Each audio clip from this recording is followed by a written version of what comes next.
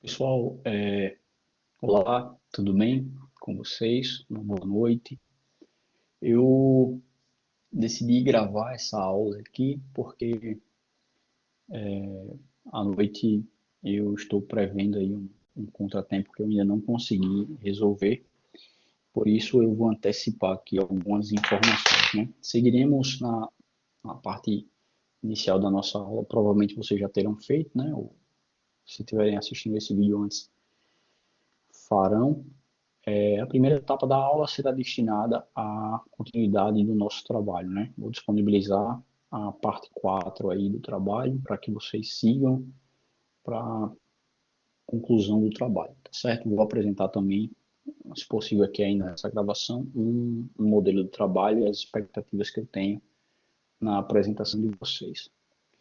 Então, onde paramos, né? Paramos no início da análise de indicadores. Essa que é o que vai compor a nossa aula de hoje. Caso eu não consiga apresentar, eu estarei com vocês de toda forma, mas caso eu não consiga apresentar, vocês terão acesso a essa aula gravada. A gente parte para a análise de indicadores. Veja, fazendo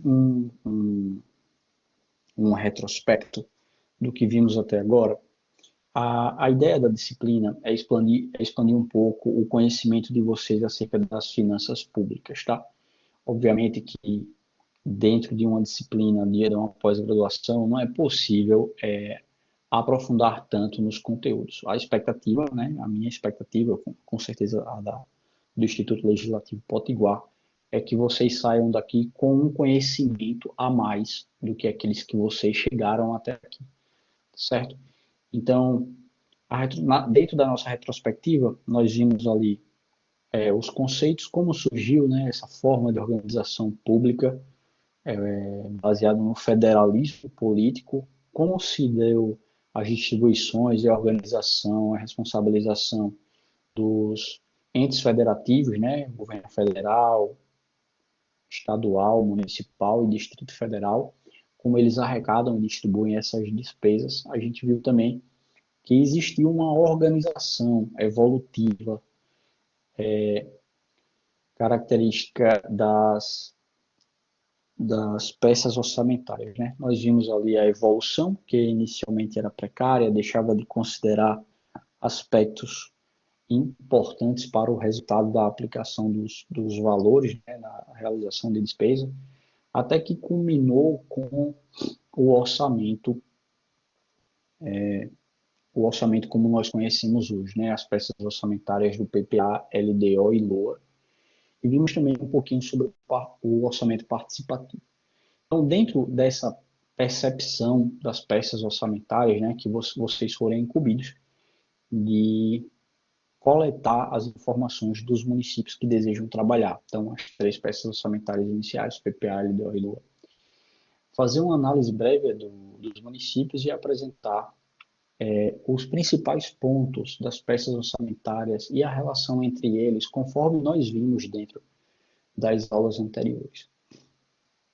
No segundo momento, a gente adentrou na captação de recursos, que é, na verdade, as receitas, né, que são arrecadadas por parte dos entes públicos para, posteriormente, atender às demandas da população através das despesas. Lá nas receitas, nós vimos os tipos de despesas, quais são as características de cada uma delas, como elas são arrecadadas, por quem, quais as nomenclaturas. Depois disso, eu mostrei para vocês um município, né? O município de Viçosa. A gente abriu aqui o réu dele e vimos que a receita de Viçosa, a maior parte da receita de um município pequeno, ela é composta por transferências intergovernamentais, ali o que a gente conhece como FPM, né? Para o Estado, FPE. E vimos como é discrepante o valor entre o que é transferido do governo federal e o que o município consegue arrecadar. Eu não sei se vocês já tinham parado para pensar nisso, ou se vocês conseguiam vincular isso às notícias que vinham nos jornais, né? Quando alguém falava assim, que o município estava dependendo da transferência governamental, né? Porque a sua arrecadação é muito pequena para fazer frente às despesas que os municípios têm. Então, essas são algumas características aí do federalismo dentro do que a gente tem estudado.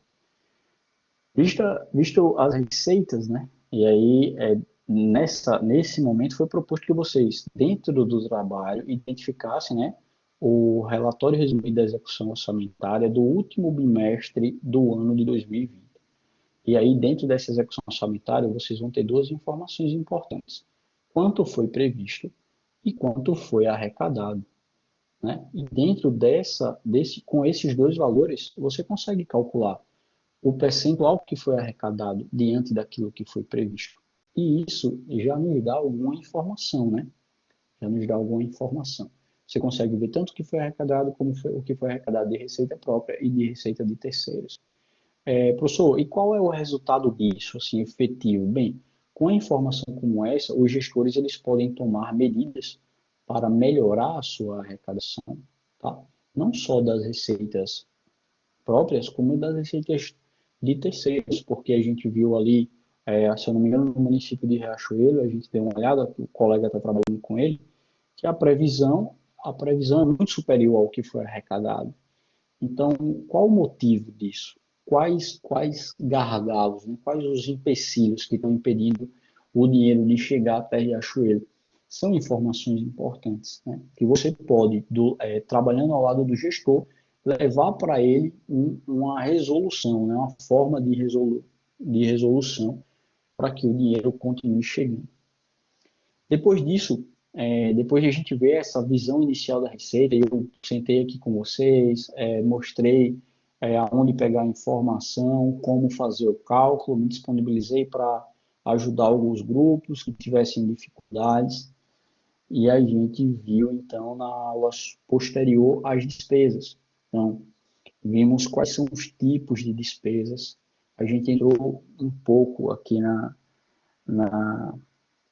na parte da execução da despesa, né, do empenho, liquidação e pagamento, contratação, empenho, liquidação e pagamento, falando sobre registro a pagar, o pessoal que tem um conhecimento mais a fundo dessa execução, falamos sobre as despesas vimos como essa despesa ela é importante para o atendimento das demandas da população. Né?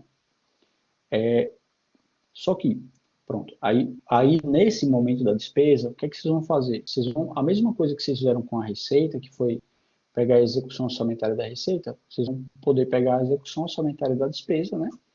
E fazer uma comparação entre o que foi previsto e o que foi executado, né? Porque se deu igual, bom, por que que deu igual? E o que não deu igual, por que que não deu igual? São na verdade, pessoal, resultado do acúmulo de conhecimento, né? O que vocês conhecem por ter vivido na prática, o que vocês conhecem por ter estudado na graduação e o que vocês conhecem porque estão estudando agora fazendo essa pós-graduação dentro do ILP, né? Como foi passado pelos grupos. Os grupos já viram aí, já trabalharam com o mesmo município por diversas vezes. Então, é bem provável que essas informações estejam mais próximas aí do conhecimento de vocês, né? Então, esse foi o caminho que a gente trilhou aqui, fica até a termos de revisão mesmo, para que vocês assim, se ambintem, né, estejam sempre ambientados dentro da disciplina, o que é que a gente está vendo, o que é que a gente está estudando, como a disciplina está sendo conduzida, que não fique dúvidas, né? Mais uma vez aqui, qualquer dúvida que vocês tenham, pode falar comigo, totalmente aberto, pode tratar pelo WhatsApp, pode me ligar e não tem problema nenhum, como alguns alunos já fizeram, tá?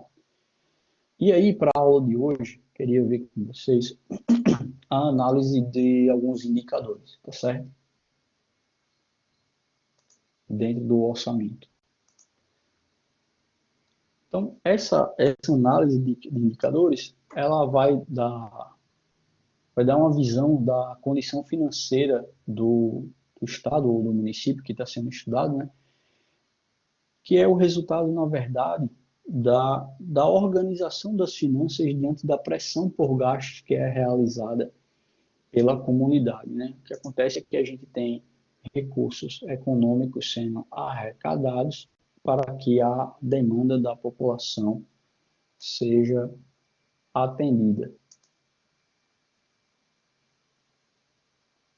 Para realizar essa análise, é preciso que se estabeleça uma correlação entre a satisfação das necessidades da comunidade e o montante dos recursos efetivamente destinados ao financiamento gasto do governo. Não sei se vocês conseguem entender dessa forma.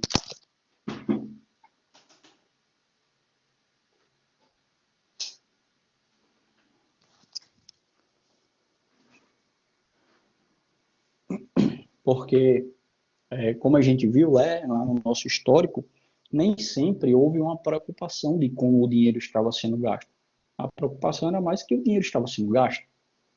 Acontece que o dinheiro estava sendo gasto, mas as demandas da população não estavam sendo atendidas.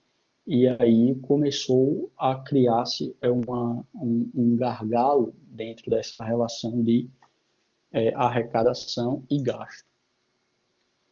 Então, para identificar a pressão por gastos, é preciso analisar os fatores que são determinantes do gasto público. Então, quais são esses fatores? A quantidade e a qualidade dos outputs, né, que são os serviços que são prestados, o preço dos inputs, que são os insumos, né, por quanto está sendo comprado. Veja que se a gente está fazendo uma comparação da eficiência, né, analisando o gasto, a gente precisa saber quanto a gente está pagando e qual a qualidade daquilo que está sendo ofertado. Né? Condição para prestar, quais as condições existentes para a prestação de serviço público. Qual é a capacidade fiscal da comunidade? A gente falou aqui sobre a capacidade fiscal, né? Veja, se o município lá de Riachuelo, ele tem a previsão de arrecadação própria de 100 mil reais e ele arrecada 10 reais, significa que existe uma capacidade fiscal da comunidade que ela não está sendo explorada, né? Como a gente viu aqui, até relatado por vocês mesmos, a gente bateu uma bola aqui sobre isso, em muitos municípios, a cobrança de impostos, a não cobrança, na verdade, ela é utilizada como uma barganha, né? Uma barganha eleitoral. Né? E aí então, são alguns aspectos que podem ser mencionados. Quais são as preferências e necessidades da comunidade? Né? Os diferentes municípios podem ter demandas diferentes. O município pode demandar mais por hospitais, né? Por causa da, da idade da sua comunidade. Né? O pessoal tem um pessoal mais idoso, então eles demandam por mais serviços de saúde. Eles podem demandar por mais escola, caso o município, né, ou a região, ela seja um atrativo de profissionais que estão ali tendo os primeiros filhos e tudo mais. Então, essas são características que vão ser importantes para a definição das preferências e da necessidade da comunidade. Se o município, a população, ela demanda por mais saúde e você investe em mais hospital, ela vai continuar sendo insatisfeita com o serviço que está sendo prestado. É preciso verificar também quais as condições das transferências intergovernamentais, o crescimento populacional, como é que esse crescimento está fluindo, né? Quais os fatores políticos que estão envolvidos nessa relação e o próprio montante dos gastos realizados. Né?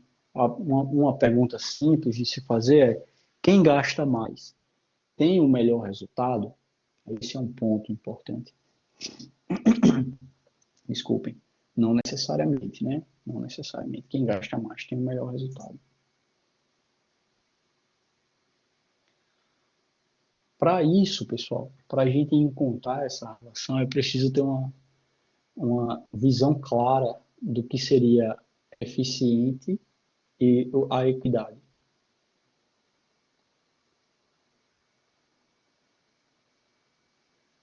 Aqui, ó. A análise econômica tradicional dos gastos públicos busca identificar se os recursos aplicados maximizam os benefícios públicos e se esses benefícios foram distribuídos igualitariamente. baseados nas necessidades econômicas dos indivíduos. Certo? Bem claro, né? Precisa haver uma conexão, como eu já vinha falando nos slides anteriores, entre os gastos e as necessidades da população, certo? Por quê? A gente, o governo, né, precisa satisfazer as necessidades da população, mas tem que considerar o montante dos recursos efetivamente destinados ao financiamento dos gastos governamentais. Então, você não pode atender a população que quer um parque aquático na cidade, exemplos esdrúxulos, obviamente, né? Um parque aquático na cidade, se o recurso só está vindo para fazer hospitais, tá certo? Então, existem alguns indicadores de pressão aí, né, por gastos, ajustado por indicador, de acordo com gastos per capita. Ele pode ser baixo, a pressão pode ser baixa, a pressão pode ser média ou alta, tá? Quando é baixo, não há pressão por gastos. Quando é médio, não há pressão por gastos, os gastos podem ser reduzidos. E quando é alto, não há pressão por gastos, os gastos podem ser reduzidos, se tudo for baixo, né? Se for médio, não. Aí existe alguma pressão por gasto. No gasto per capita não há pressão por gasto e não há pressão por gastos, os gastos podem ser reduzidos se forem altos. Então, há algumas relações que podem ser estabelecidas diante da estimativa da previsão por gastos. Tá bom? Isso aqui, considerando os indicadores que são estabelecidos. A gente vai ver um pouquinho sobre esses indicadores mais à frente, tá bom? Inclusive o cálculo. A análise dos indicadores do gasto público busca revelar o dimensionamento, crescimento, a elasticidade, a flexibilidade e a prioridade dos gastos. A seguir, os principais indicadores utilizados por cada pesquisador da condição financeira. E aí são esses aqui. Ó.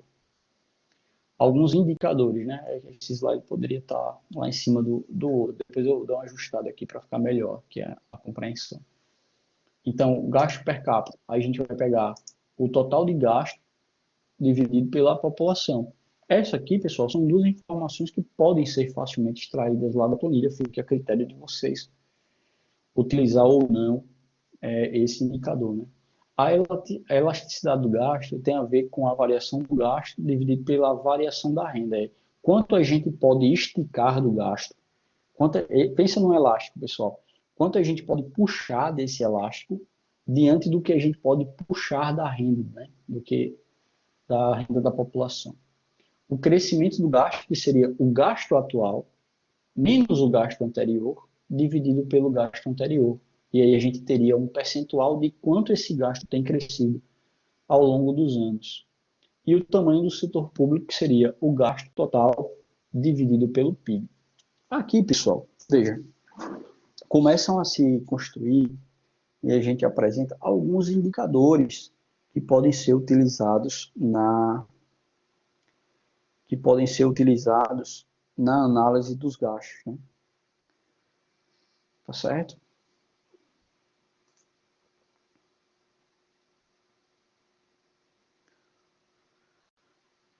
E aí os indicadores de análise dos gastos públicos.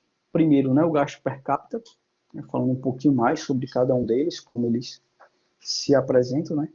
Vai mostrar as mudanças ocorridas no nível de gasto em relação às mudanças ocorridas no tamanho da população. Então, pode ser que a população cresça e os gastos permaneçam estáticos ou diferente.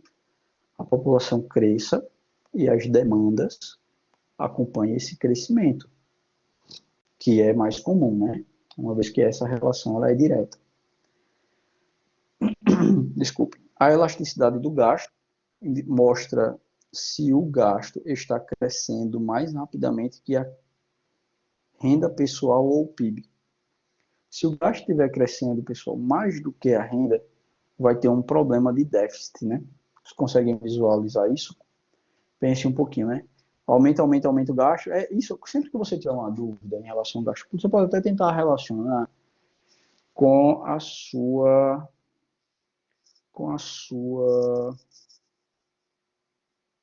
com as suas despesas pessoais. Então, se você só tem R$ 100 para gastar e as despesas continuarem crescendo, então você vai ter um problema rápido, né, aí ou endividamento, que a verdade é uma das coisas que acontece com o setor público, né? Ele gasta, gasta, gasta, depois ele não consegue pagar e começa a se endividar. Crescimento por gasto mostra a evolução real do gasto ao longo do tempo. Esse indicador ganha importância quando comparado com o resultado do crescimento da receita. Então, se o crescimento do gasto crescer mais que o crescimento da receita, aí a gente induz para aquele problema que acabamos de identificar. Ou seja, quanto maior o resultado deste indicador, em comparação ao crescimento da receita, menor será a capacidade do governo em produzir reservas financeiras, podendo vir a prejudicar a capacidade de pagamento do governo. E aí uma conclusão bem importante, né? Tá? O tamanho do setor público pode ser medido de várias formas, relacionando as atividades orçamentárias com diferentes componentes de riqueza nacional, como, por exemplo, PIB, renda nacional e renda pessoal. Tá? São algumas das possibilidades.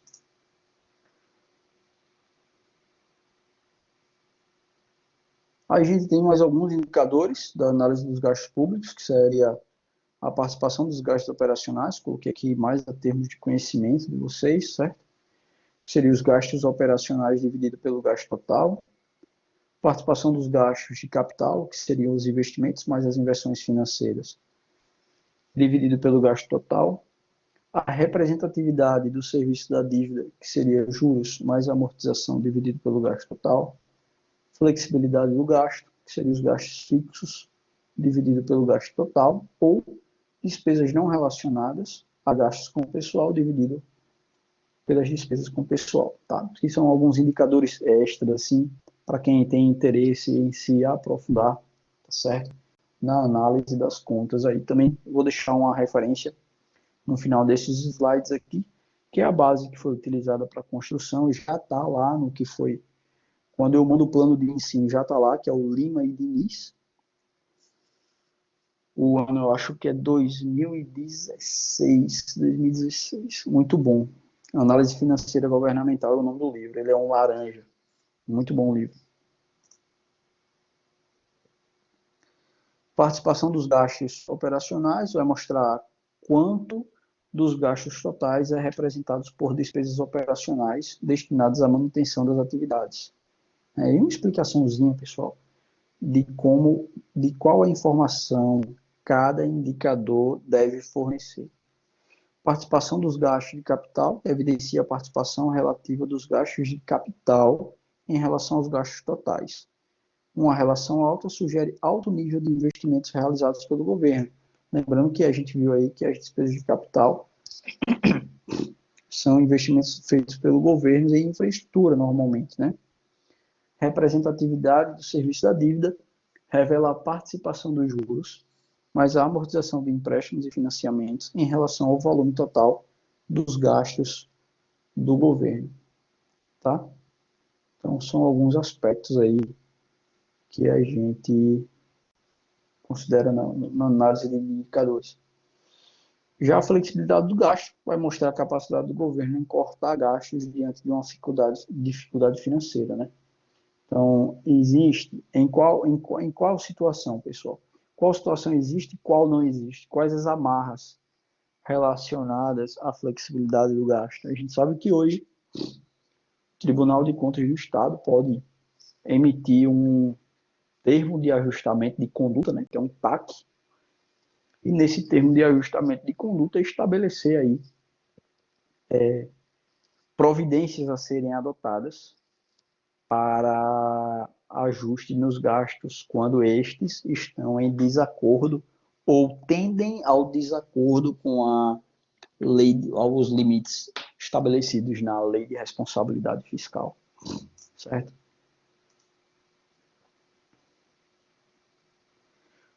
Existem tantos outros indicadores que eu achei por bem colocar aqui para que vocês tivessem ciência E, e, enfim, não é a minha expectativa dentro desse trabalho inicial que vocês estão fazendo. Perceba que o que a gente faz aqui é uma construção, tá, pessoal?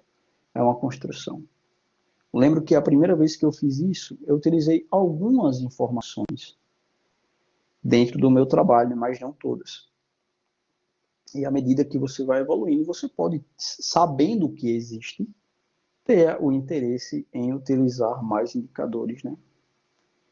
Dentro da análise dos gastos públicos, a gente tem ainda a prioridade dos gastos, né? A gente tem como saber se o gasto está sendo mais executado em saúde, educação, etc. O gasto por função de governo dividido pelo gasto total. Participação dos gastos com pessoal, que seria o gasto com pessoal dividido por gasto total. Participação dos benefícios previdenciários, que é o benefício previdenciário dividido pelos gastos com pessoal. Servidores per capita, que é o número de servidores públicos dividido pela população, né? Então, quanto dessa população é servidor? Participação dos gastos extraordinários, que seriam gastos extraordinários divididos por gastos totais. Gastos extraordinários aí ligados a eventos inesperados. E aí, mais uma vez, né, para que não fique em dúvidas, a gente tem um texto tratando sobre cada um desses indicadores, e eu vou passar aqui alguns com vocês, né? A prioridade dos gastos possibilita o conhecimento sobre o crescimento e estabilidade dos gastos públicos segundo as funções governamentais que estão sendo executadas para atender às necessidades da comunidade, né? Então, o outro indicador seria a participação de gastos com pessoal, revela a representatividade dos gastos com pessoal em relação ao volume, né? Isso aí também é um dos critérios limitados pela Lei de Responsabilidade Fiscal. Participação de beneficiários previdenciários, né? Vai representa uma expressiva participação dos gastos com pessoal, vou duplicado aqui, expressiva participação dos gastos com pessoal, com o objetivo de atender aos segurados do RPPS, né, em caso de doenças, acidentes, gravidez, prover um subsídio de casa de aposentadorias e pensão por morte. Aqui, pessoal, é importante destacar, né, que existem diversos fatores que podem afetar a capacidade de pagamento de aposentadorias, pensões do sistema previdenciário, né? Dentre elas aí saiu recentemente, essa semana agora saiu foi publicada uma notícia, veiculada uma notícia sobre suspensão do direito de Micarla de Souza, né, em participar de cargos públicos por 3 anos, né, e uma multa relacionada com o não recolhimento da Previdência. Então, é um dos critérios que são utilizados aí na análise, né, através dessas análises, a gente tem como saber como será o desempenho da como será o desempenho da Previdência, né? E em caso de déficit, é possível fazer ajustes aí necessários